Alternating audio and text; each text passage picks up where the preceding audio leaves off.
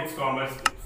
So guys, आज है video number 47 और हम लोग कर रहे थे चैप्टर नंबर 7 जो कि था सोर्सेस ऑफ बिजनेस फाइनेंस और आज हम इस चैप्टर को खत्म करने वाले हैं। ओके, अंतिम पड़ाव पे आ चुके हैं हम लोग और अंतिम पड़ाव के साथ साथ हम लोग का लास्ट टॉपिक जो है वो है ICD, इंटर कॉर्पोरेट डिपॉजिट। चलिए तो एक बार देखते हैं, पढ़ते हैं पहले फिर समझते हैं। It is an unsecured borrowing by companies from other corporate entities registered under the companies act. सही। अब देखिए होता क्या है, मैं एक सिंपल एग्जांपल से मैं आपको समझाता हूँ, आपको समझ में इजीली आ जाएगा। उसके बाद ये सब हम लोग पढ़ेंगे। होता क्या है, आपका एक मान लो कोई फ्रेंड है जो एक बहुत बड़ी कंपनी का ओनर है जो कि रजिस्टर्ड हुआ है कंपनीज एक्ट के तहत। ओके, ये याद रखिएगा, उसका भी कंपनी रजिस्टर्ड कंपनी है अकॉर्डिंग टू कंपनीज एक्ट 2013 और एनी प्रीवियस एक्ट जो कि था 1956। ओके, सो आपका एक फ्रेंड है, उसका वो एक कंपनी का ओनर है, आप भी एक कंपनी के ओनर हो। ठीक है, आपको कुछ पैसे की जरूरत पड़ी, आप इधर उधर ना जाके financial institution, commercial bank, public deposit ये सब ना करके, शेयर इश्यू ना करके आप सीधा चले गए, बोले कि यार मुझे कुछ पैसों की जरूरत है 20 दिन के लिए, दे सकता है? वो बोला ले जा, बस यही है ऐसे। वो बोला ले जा। ओके, तो ये क्या कैसा रिलेशन है? ये मतलब विश्वास पे टिका हुआ है, ये समझ लो। वो बोला कि ठीक है ले जा, चल। तो यही है ICD। अब समझ में आ गया? अब हम लोग पढ़ते हैं। अब क्या है? It is an unsecured borrowing. ये अनसिक्योर्ड बोरोइंग है, ये समझ लो, विश्वास पे टिका हुआ है नहीं? सिक्योर्ड तो है नहीं। जैसे बैंक में सिक्योर्ड कैसे होता है, सिक्योरिटी देनी होती है, मॉर्गेज, फिर आपको बहुत सारे पेपर वर्क, फॉर्मेलिटीज, ये सब सारा प्रूफ रहता है। इसमें तो ऐसा नहीं है, विश्वास पे टिका हुआ है। दोस्त ने बोला यार मुझे 5 लाख रुपए की जरूरत है, वो ले जा, चलो ठीक है। और भी शॉर्ट टर्म के लिए होता है। चलिए पढ़ेंगे आगे। It is an unsecured borrowing, चलिए अब समझ में आ गया, बाय कंपनीज। कंपनी करती है फ्रॉम अदर कॉर्पोरेट एंटिटी, दूसरे कंपनी से लेती है। ठीक है, registered under the company act. ठीक है, कंपनी एक्ट में रजिस्टर्ड होना होगा। The corporate having surplus fund would land another corporate in need of fund. कौन लैंड करता है? पैसा कौन देगा दूसरे को? उधारी कौन देगा? जिनके पास एक्स्ट्रा पड़ा हुआ है, रिजर्व है कि नहीं, खुद के जेब में नहीं है, मैं दूसरों को क्या दूं? ऐसा नहीं होता है कि उसके पास एक्स्ट्रा पड़ा हुआ है कि नहीं? वो बोला आया कोई, उसका दोस्त आया, मदद कर दिया, कैसे? तो एक्स्ट्रा सरप्लस फंड है तो वो क्या करता है, दूसरे कंपनी को दे देता है, हेल्प कर देता है। As per the RBI guidelines, अब यहाँ पे आप समझिए, RBI गाइडलाइन के तहत the minimum period of ICD is 7 days. चलिए यहाँ पे भी अब थोड़ा आ गया, RBI का गाइडलाइंस आ चुका है। ठीक है, अब इस सबको लेके चलना होगा। 7 days which can be extended to 1 year। चलिए 1 year, 7 डेज टू 1 year, मतलब ये कौन सा आ गया? Short term. समझ में आ गया? Short term with in 1 year, before 1 year के अंदर तक। Okay, interest rate on ICD में remain fixed. Interest rate fixed होता है, हाँ, वो डिपेंड करता है। ठीक है, अभी हम लोग पढ़ेंगे इंटरेस्ट रेट के ऊपर। इंटरेस्ट रेट ऑन ICD में रिमेन फिक्स्ड और मे बी फ्लोटिंग भी हो सकता है। वो डिपेंड करता है कंपनी के ऊपर कि आपका दोस्त क्या चाहता है, ये सब। Interest rate are higher than the bank rate. हाँ, यहाँ पे ये एक पॉइंट है जो आपको याद रखने की जरूरत है। यहाँ से मैं स्टार बना देता हूँ। Interest rate are higher than bank rate. Bank rate से थोड़ा इंटरेस्ट रेट हायर होता है क्योंकि आपको लगातार दे देता है ना कि ये लो, हाँ चलो कोई दिक्कत नहीं, फॉर्मेलिटीज भी नहीं है कि नहीं, ताम झाम तो नहीं है ना, कम से कम चलो 2% ज्यादा दे देंगे, 1% ज्यादा दे देंगे। ठीक है, तो ये इस टाइप का है। These deposits are usually considered by the borrower company to solve problem of short term fund। ये शॉर्ट टर्म फंड का प्रॉब्लम खत्म करने के लिए लिया जाता है। These deposits are usually considered by the borrower company to solve problem of short term fund। Short term fund कहीं और से ना लेके यहाँ से ये फुलफिल करता है। सही है, तो आई होप आपको ICD का मतलब क्लियर हो गया होगा। सबसे simple. Okay, types of ICD, inter corporate deposit. कितने टाइप्स के हैं? 3 टाइप्स। अब number 1, call deposit. Such A deposit can be withdrawn by the lender by giving a 1 day notice. अब ये क्या है समझिए, आप लेंडर जो लोन देगा वो 1 दिन पहले नोटिस दे देगा और उसको बोलेगा कि मुझे मेरे पैसे लौटा दो। ये ऐसा हो सकता है। ठीक है, तो ये है कॉल डिपॉजिट। ठीक है, कॉल डिपॉजिट में क्या होता है, सच ए डिपॉजिट, इसलिए देखो कॉल लिखा हुआ है, कॉल करके भी बोल सकता है, ऐसा टाइप का।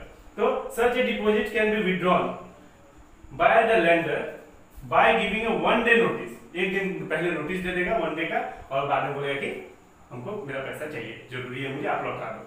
The interest rate on call deposit is around 10% पर annum, और इसमें इंटरेस्ट रेट कितना है 10%, ये आप लोग याद रखना है। Okay, interest rate is 10% in call deposit. Okay, चलिए number second, 3 month deposit.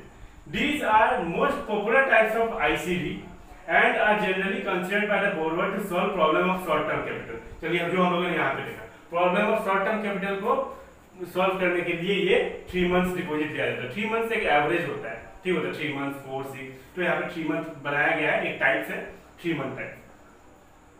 Generally considered by borrower to solve problem of short term capital inadequacy।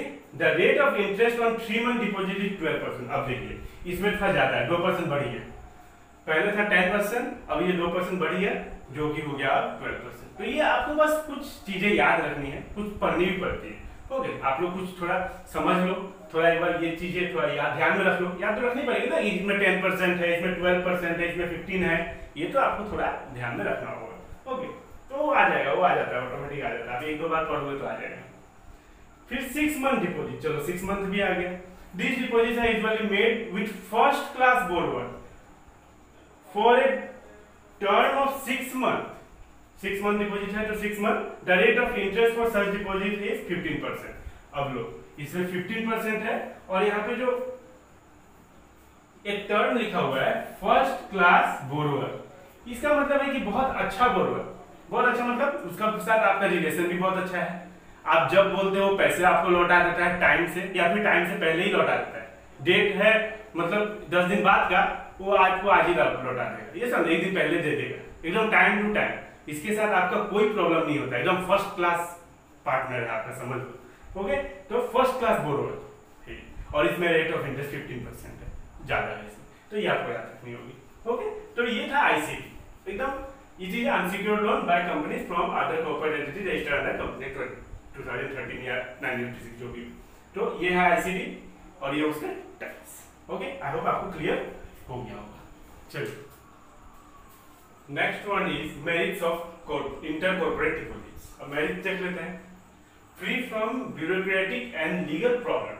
The biggest advantages of ICD is that transaction is free from bureaucratic and legal hassle. So यहाँ पे कोई भी ज्यादा तामझाम तो है नहीं, ये समझो, ना ही फॉर्मेलिटीज है, ये समझो, ना ही ऐसा है कि आप देखो, आप जैसे कोई जाते हो लोन लेने बैंक में, तो क्या होता है, आपको बोलता है कि आप उस काउंटर से फॉर्म लीजिए, फिर उस काउंटर पे जमा कीजिए, फिर परसों आइएगा, ये समझो, तो ये सब बहुत ज्यादा ब्यूरोक्रेटिक है, ये समझो। सो इसमें क्या होता है, ये तो फ्री है ब्यूरोक्रेटिक से, ऐसे ही नहीं, आप अगर जान पहचान है किसी के साथ, आपका कोई फ्रेंड है, ये समझो, अगर फ्रेंड नहीं भी है तो ब्रोकर के थ्रू हो जाता है आपका लिंक। सो अभी हम लोग पढ़ेंगे वो सब चीज। So free from bureaucratic and legal problem, तो लीगल प्रॉब्लम्स और ब्यूरोक्रेटिक से ये टोटली फ्री हो जाता है, तो ये पहला एडवांटेजेस है। The biggest advantages of ICD is that the transaction is free from bureaucratic and legal hassle. सही है। Secrecy is maintained. The broker in this market never reveal the list of lenders and borrowers। तो अभी आप सोच रहे हो ये broker कहाँ से आए? देखो मैंने क्या बोला था अभी कि मान लो आपका एक फ्रेंड है जो बहुत बड़ी कंपनी ओन करता है, आपको पैसे चाहिए, आप गए उससे ले लिए, चलिए यहाँ तक तो ठीक है।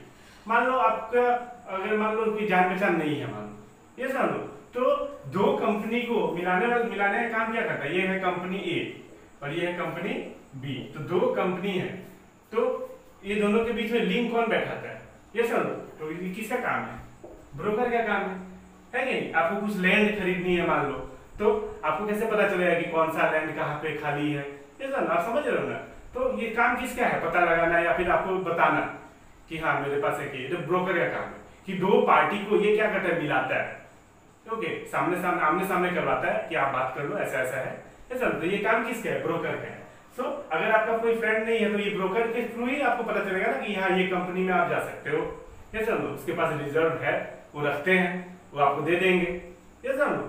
सो यहाँ पे इसीलिए बोला गया है कि secrecy is maintain, the broker in this market never reveal the list of lender and borrower. तो जो ब्रोकर होते हैं, अभी हम लोग समझा हम लोगों ने, तो जो ब्रोकर होते हैं वो रिवील नहीं करते, नेवर रिवील, वो ये नहीं बताते कि कौन लेंडर है कौन बोरोवर है, सेक्रेसी पूरा मेंटेन रहता है, समझो। फिर third one is meeting working capital requirement.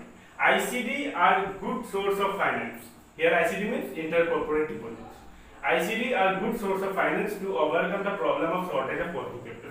तो वर्किंग कैपिटल का जो प्रॉब्लम होता है यहाँ से खत्म हो जाता है आईसीडी से। जो भी फंड आता है आईसीडी से, ये सब working capital means day to day expenses. Working capital का मतलब डे टू डे एक्सपेंसेस में खर्चा होने के लिए ये काम आता है। ओके, तो ये है एडवांटेजेस। अब आते हैं डीमेरिट्स या फिर limitations. Not suitable for long term financing. हम लोगों ने देखा it is not suitable for long term financing, it is suitable for only short term. ICD cannot be used for long term financing as they are available for short term only. ये तो पता ही है, short term you have to pay within 1 year, 3 months, 10 days, 15 days, 6 months. Okay, हम लोगों ने types पढ़े थे अभी, तो उसमें कुछ परसेंटेज है, ये सब ना, तो आप लोगों को ध्यान रखना है। अगर मान लो ऐसा भी हो सकता है, अगर मान लो परसेंटेज है और परसेंटेज आपके बुक में जैसे दिया हुआ है, यहाँ मैंने 15% लिखा, आपके वहाँ पे लिखा हुआ है 14, तो चलेगा, ठीक है, उसमें कोई दिक्कत नहीं है। आप मतलब ये नहीं कि आप टेंशन नहीं लेना है कि ये सर ने 15 बोल दिया, ये 14 है, तो वो थोड़ा वेरी करता है, आगे पीछे होता है। Unsecured, high level of risk is involve in as ICD is an unsecured deposit made by one company to another. थोड़ा अनसिक्योर्ड है, कैसे ना, हम लोगों ने डेफिनेशन में, मीनिंग में, कॉन्सेप्ट में ही देखा था कि ये अनसिक्योर्ड है, बिकॉज इसमें लीगल फॉर्मेलिटीज नहीं है ना, तो इसीलिए ये अनसिक्योर्ड ही माना जाता है। कोई सिक्योरिटी तो है नहीं, ऐसा ना, तो अनसिक्योर्ड है। High level of risk is involve, risk बहुत ज्यादा है, क्या पता ना लौटा है, ऐसा ना, तो यहाँ पे रिस्क थोड़ा ज्यादा है। हाई रेट ऑफ इंटरेस्ट, आपने देखा रेट ऑफ इंटरेस्ट भी हाई है, बैंक रेट से भी ज्यादा है, तो ICD attract high rate of interest as compare to other instrument of financing. बाकी जो इंस्ट्रूमेंट ऑफ फाइनेंसिंग है, ऐसा ना, public deposits, commercial bank, financial institutions, ऐसा ना, ट्रेड क्रेडिट, ये सबसे ज्यादा है। Okay, as compare to other instrument of financing, so यहाँ पे रेट ऑफ इंटरेस्ट ज्यादा है, तो ये एक लिमिटेशन है सर। सो राइट, आई होप आपको अभी कॉन्सेप्ट समझ में आ गया होगा।